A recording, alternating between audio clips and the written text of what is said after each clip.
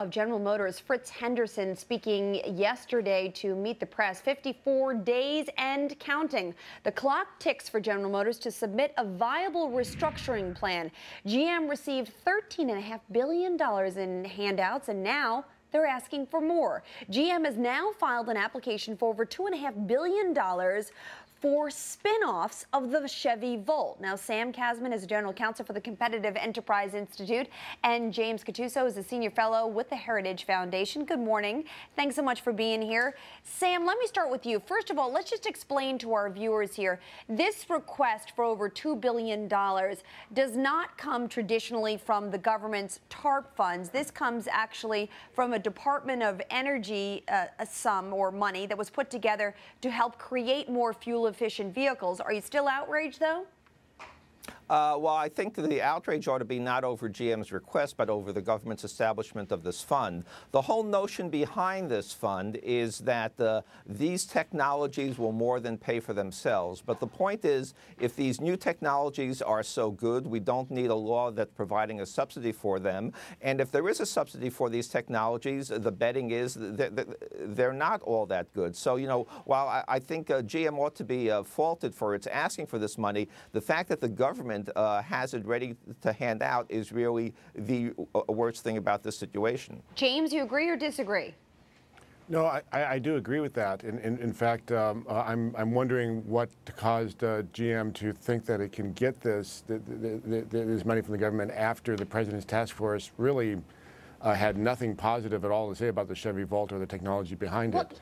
I think this shows a contradiction in the government's policy that they may have given positive signals about this technology while they're saying that it will not lead to viability in the company. Yeah, I mean, that was the first question, James, to be perfectly honest with you, that I had when I heard about this, which is the task force didn't really have anything good to say about the Chevy Volt. I know this is all about CAFE standards and creating a fuel-efficient vehicle, which, of course, works to this new administration's ideology.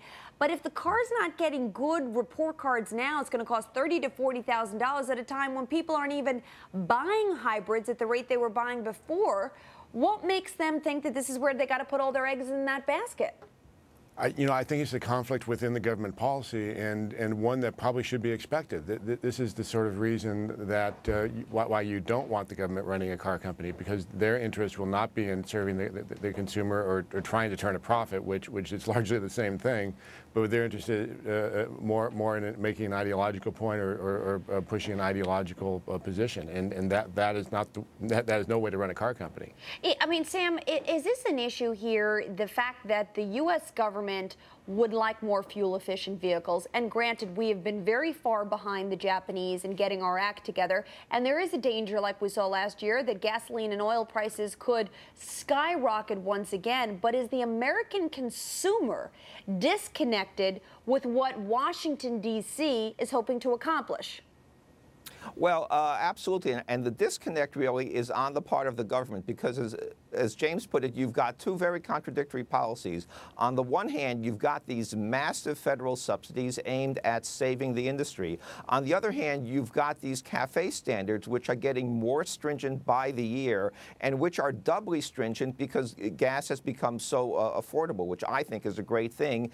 Those standards are sinking the industry. They're imposing a $50 billion research and development burden on this industry at the same time that we're trying to rescue it. And so the easiest approach here is for Congress to stop thinking it knows how to redesign cars and instead simply suspend the CAFE program for the next 5 years. But these are politicians. They think they know what the public wants, even though they've never designed or built a vehicle, and they're going to keep trying to play with these boyhood fantasies until the disaster is too evident to ignore. James, Motors effectively create a fuel-efficient vehicle when they're on the verge of bankruptcy? You know, I don't know. Outside observers tend to be skeptical. The president's own task force is very skeptical.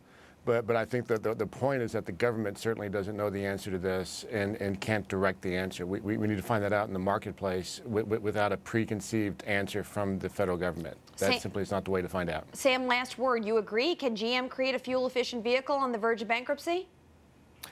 If they get enough federal money, anything is possible.